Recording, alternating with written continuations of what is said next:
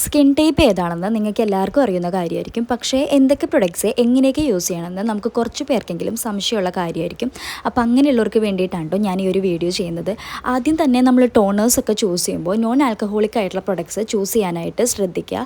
അതേപോലെ തന്നെ സൺസ്ക്രീൻ ആയിക്കോട്ടെ, മോയ്സ്ചറൈസർ ആയിക്കോട്ടെ, എന്ത് പ്രൊഡക്റ്റ് ആണെന്നുണ്ടെങ്കിലും വാട്ടർ ബേസ്ഡോ അല്ലെങ്കിൽ ജെൽ ബേസ്ഡോ ആയിട്ടുള്ള പ്രൊഡക്ട്സ് വേണം കേട്ടോ നമ്മൾ ചൂസ് ചെയ്യാനായിട്ട്.